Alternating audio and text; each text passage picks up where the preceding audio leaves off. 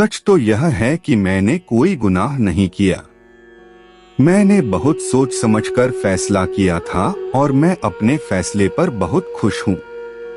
मुझे बिल्कुल भी पछतावा नहीं है। माँ बाप के घर गई थी। माँ ने नजरें उठाकर मेरी ओर देखा भी नहीं। उसी माँ ने जो कैलेंडर में छपी खूबसूरत लड़की को देखकर कहती थी कि ये मेरी चंद्रा जैसी है। पापा ने चेहरे के सामने से अखबार भी नहीं हटाया। क्या मैं चली जाऊं? साधारण शिष्टाचार भी नहीं निभाया जाएगा? सब्जी काटती माँ के हाथ रुक गए। अब क्या करने आई हो? मुंह दिखाने लायक भी नहीं रखा। हमारा घर से निकलना भी मुश्किल कर दिया है। लोग तरह तरह के सवाल करते हैं। कैसे सवाल मम्मी? यही कि तुम्हारे पति ने तुम्हें निकाल दिया है, तुम्हारा तलाक हो गया है, तुम बदचलन हो इसलिए तुम्हारा पति तलाक देने को खुशी से तैयार हो गया। बदचलन होने के लिए वक्त किसके पास था मम्मी? सवेरे से शाम तक नौकरी करती थी, फिर घर का सारा काम करना पड़ता था। तुम तो समझ सकती हो।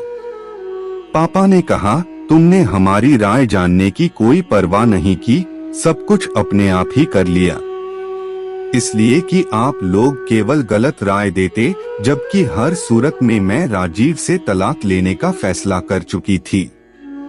फैसला जब मेरे और राजीव के बीच में होना था तो आपको किस लिए परेशान करती? मैं नौकरी करते करते तंग आ गई थी।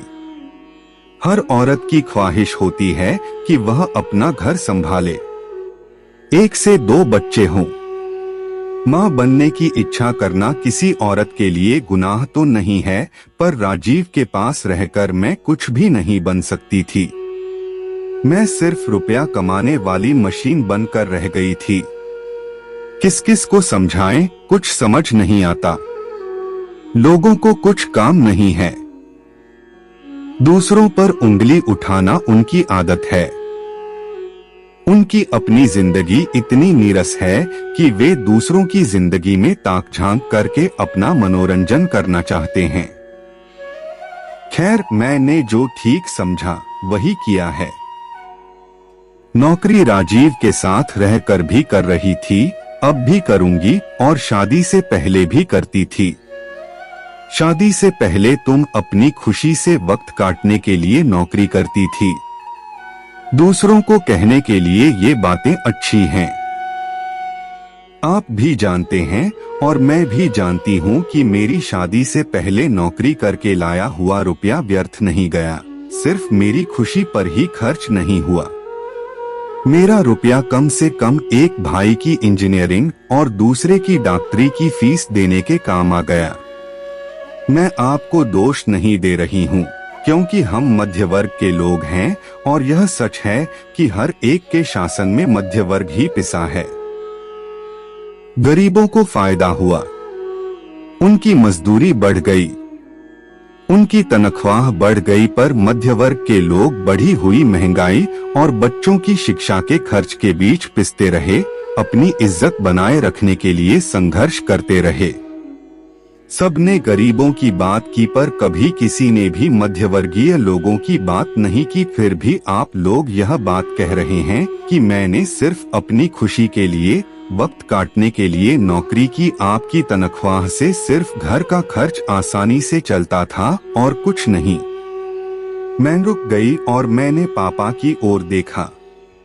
उनके चेहरे पर परेशानी साफ झलक रही थी। माँ ने जोश में आकर अपनी उंगली काट ली थी।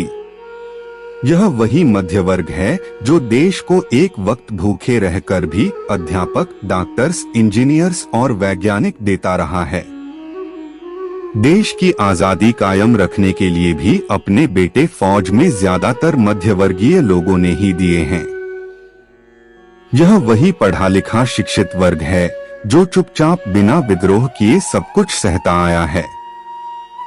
मैं और कुछ कहूँ इसके पहले ही पापा ने ताली बजाते हुए कहा, शाबाश, स्पीच अच्छी देती हो। मैं देख रहा हूँ कि तुम्हें ऊंची शिक्षा दिलाना बेकार नहीं गया। और वे हंसने लगे। माँ के चेहरे पर भी मुस्कुराहट आ गई। वातावरण कुछ हल्का होता लगा। नौकरी अब मजबूरन करूंगी, अपना पेट भरने के लिए। खैर, जो होना था हो चुका है।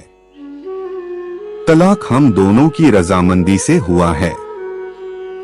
हम दोनों ही समझ चुके थे कि अब साथ रहना नहीं हो सकेगा।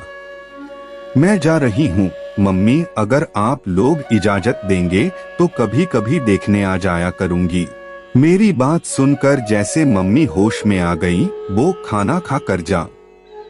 नहीं मम्मी, बहुत थकी हुई हूँ, घर जाकर आराम करूंगी। रास्ते में सरला मिल गई। वह बाजार से सामान खरीद कर लौट रही थी। कार रोककर मैंने सरला से साथ चलने को कहा।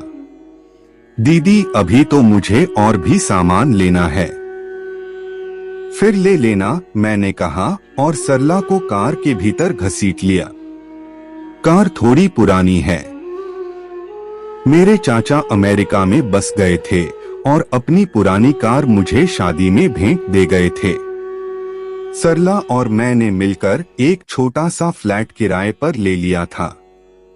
सरला मेरे ही दफ्तर में एक कंप्यूटर ऑपरेटर थी। रात को अपने कमरे में पलंग पर लेटते ही मम्मी पापा का व्यवहार याद आ गया।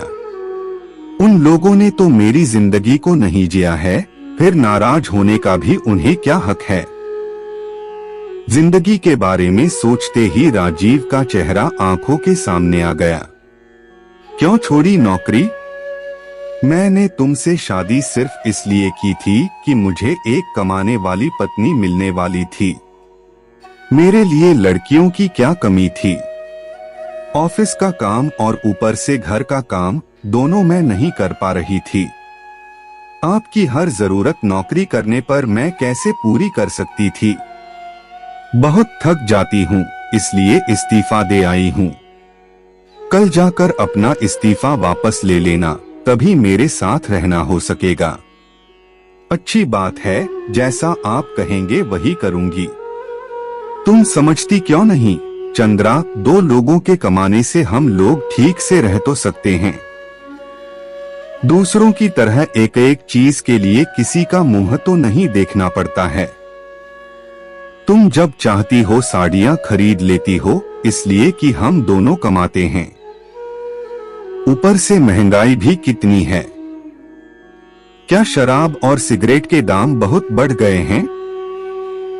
मैंने सिर्फ इसलिए पूछा कि आपको गृहस्थी की और चीजों से तो कोई मतलब नहीं है। ठीक समझती हो, राजीव ने हंसते हुए कहा था। मैं सिर्फ आपकी तनख्वाह में भी रह सकती हूँ अगर आप शराब, जुए और दोस्तों के खर्च में कुछ कटौती कर दें। नहीं नहीं, मैं ऐसी ऊब भरी जिंदगी नहीं जी सकूंगा। मैं भी फिर इतनी थकान भरी जिंदगी कब तक जी सकूंगी। सुनो, घर के कामों को जरा आसानी से लिया करो। ऑफिस से आने पर अगर देर हो जाए तो किसी होटल में भी खाना खाया जा सकता है। तुम घर के कामों को बेवजह बहुत महत्व दे रही हो। हम दोनों ने नौकरी करके कितना रुपया जमा कर लिया है। आमदनी के साथ खर्च बढ़ता गया है। जोड़ने को तो सारी उम्र पड़ी है। और फिर क्या मैं ही खर्च करता हूं? तुम्हारा खर्च नहीं है। जरूर है, अन्य औरतों के मुकाबले में ज्यादा भी है। इसलिए कि मुझे नौकरी करने के लिए घर से बाहर जाना पड़ता है। घर में तो कैसे भी कुछ भी पहन कर रहा जा सकता है। इतनी काबिल औरत हो, तुम्हारे बॉस भी तुम्हारी बहुत तारीफ करते हैं। एक साधारण औरत की तरह रसोई और घर के कामों में समय बर्बाद करना चाहती हो। कल ही जाकर अपना इस्तीफा वापस ले लेना। बड़े ताज्जुब की बात है कि इतना बड़ा कदम उठाने से पहले तुमने मुझसे पूछा तक भी नहीं। राजीव, मैंने निश्चय कर लिया है कि अब मैं तुम्हारे साथ नहीं रहूंगी। क्या मतलब? मतलब साफ है, हम दोनों अपनी रजामंदी से तलाक का फैसला ले लें तो अच्छा रहेगा। खर्च भी कम होगा। सवेरे बात करेंगे। इस समय तुम किसी वजह से परेशान हो या थकी हुई हो? शादी के बाद से मैंने आराम किया ही कब है। बात सवेरे नहीं, अभी होगी, क्योंकि मैं कल इस घर को छोड़कर जा रही हूँ। मेरा निश्चय नहीं बदलेगा।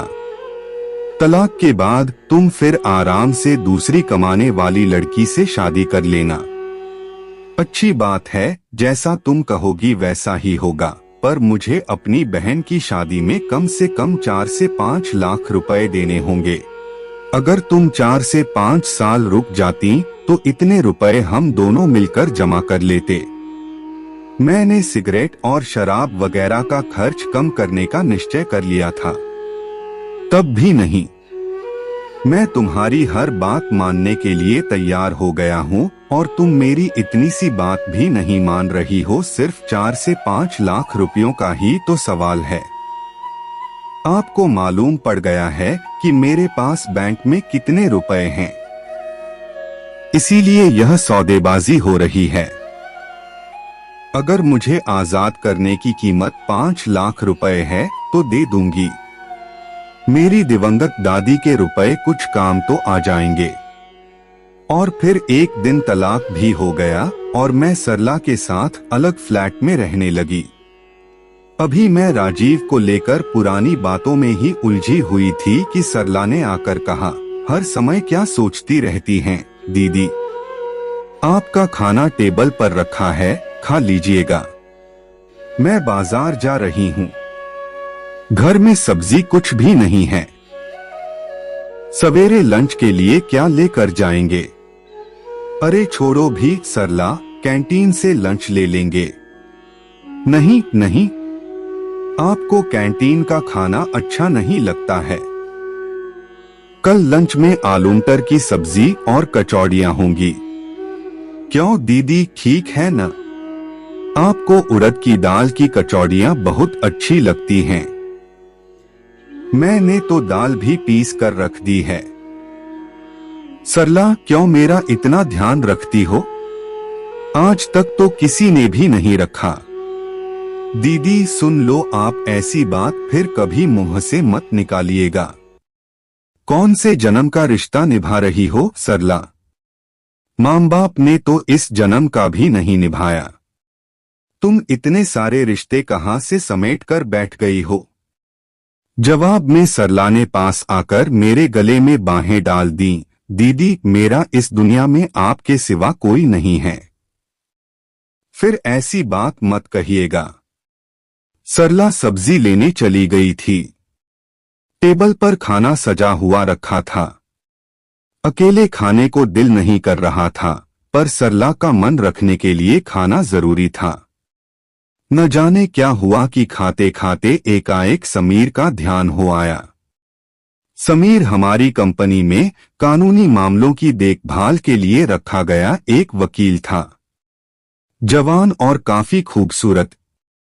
एक दिन बस स्टॉप पर मेरे बराबर कार रोककर खड़ा हो गया और बैठने की खुशामद करने लगा। मैंने मना कर दिया। मुझे आपसे कुछ पूछना है। कहिए। क्या आप कुछ रोमांटिक डायलॉग बतला सकती हैं जो एक आदमी किसी औरत से कह सकता है? किस औरत से? जिसे वह बहुत प्यार करता है और जिससे शादी करना चाहता है, समीर ने डरते डरते कहा। मुझे नहीं मालूम। मैंने इस तरह के डायलॉग कभी नहीं सुने हैं। क्यों नहीं आप जाकर कोई हिंदी फिल्म देख लेते हैं? आपकी समस्या आसानी से हल हो जाएगी, मैंने कहा और आगे बढ़ गई। एक दिन फिर उसने मुझे रोक लिया। चंद्रा जी, इन अंधेरों से निकलकर बाहर आ जाइए। बाहर का आसमान बहुत खुला खुला है और साफ है। चारों तरफ रोशनी फैली हुई है। आप बेवजह अंधेरों में भटक रही हैं। मुझे इन अंधेरों में ही रहने की आदत है। मेरी ये आंखें रोशनी सह न सकेंगी, मैंने भी मजाक में कह दिया। आओ मेरा हाथ पकड़ लो, मैं आहिस्ता आहिस्ता तुम्हें इन अंधेरों से बाहर ले आऊंगा, समीर ने गंभीर सा चेहरा बनाते हुए कहा। समीर का डायलॉग सुन हंसते हंसते मेरा बुरा हाल हो गया। समीर भी हंसने लगा। ये कौन सी फिल्म के डायलॉग हैं समीर? बड़ी मुश्किल से याद किए थे। चंद्रा, छोड़ो डायलॉग की बात, मैं तुमसे शादी करना चाहता हूं। तुम्हें बेहद प्यार करता हूं। समीर, तुम्हें मेरे बारे में कुछ भी नहीं मालूम है। तुम सिर्फ इतना जानते हो कि मैं बॉस की प्राइवेट सेक्रेटरी हूं। मैं कुछ जानना भी नहीं चाहता। जितना जानता हूं उतना ही काफी है। मैं तुमसे वादा करता हूं कि तुम्हारी पिछली जिंदगी के बारे में कभी भी कोई बात नहीं करूंगा। करनी है तो अभी कर लो। मैं तो सिर्फ इतना ही जानता हूं कि मेरी माँ घर के दरवाजे पर मेरी होने वाली पत्नी और मेरे होने वाले बच्चों के लिए आंखें बिछाए बैठी रहती हैं। ले चलो अपनी माँ के पास। रोज रोज मेरे रास्ते पर खड़े रहते हो, अब मुझे तुम्हारी इस हरकत से उलझन होने लगी है। और जब समीर मुझे अपनी माँ के पास ले गया तो उन्होंने मुझे देखते ही अपने सीने से लगा लिया। हर समय समीर बस तेरी ही बातें करता है। मैं तुझे देखने को तरस रही थी। मैंने मांझी की गोद में सिर रख दिया। समीर से शादी के बाद फिर एक बार मम्मी पापा से मिलने गई। माँ ने चौंक कर मेरी ओर देखा जैसे विश्वास नहीं आ रहा हो। गुलाबी रंग की बनारसी साड़ी, मांग में सिंदूर और उंगली में बड़े बड़े हीरों की अंगूठी पहने बेटी उनके सामने आकर खड़ी हो गई थी। माँ, मैंने शादी कर ली है। समीर हमारी कंपनी में ही कानूनी सलाह देने के लिए नियुक्त एक वकील हैं। दूसरी शादी? पहले पति को छोड़ा, वही बड़ा भारी अधर्म का काम किया था और एक गुनाह और कर लिया। मम्मी, अगर आप लोग इजाजत देंगे तो किसी दिन समीर को आप लोगों से मिलाने के लिए ले आऊंगी। मम्मी कुछ नहीं बोली। मुझे लगा कि पापा अपने चेहरे के सामने से अखबार हटाना चाहते हैं, पर हटा नहीं पा रहे हैं। मैं देख रही थी कि अखबार पकड़े हुए उनकी बूढ़ी उंगलियां कांप रही हैं। अच्छा मम्मी, अब मैं चलती हूं। समीर इंतजार कर रहे होंगे। बेटी, खाना खाकर नहीं जाओगी? पापा ने अखबार हटाते हुए कहा और न जाने कब उनकी आंखों से दो आंसू टप से कांपते हुए अखबार पर गिर पड़े। दोस्तों, ये थी हमारी आज की कहानी। आपको कैसी लगी कमेंट करके बताएं और मेरे चैनल को सब्सक्राइब कर दीजिएगा।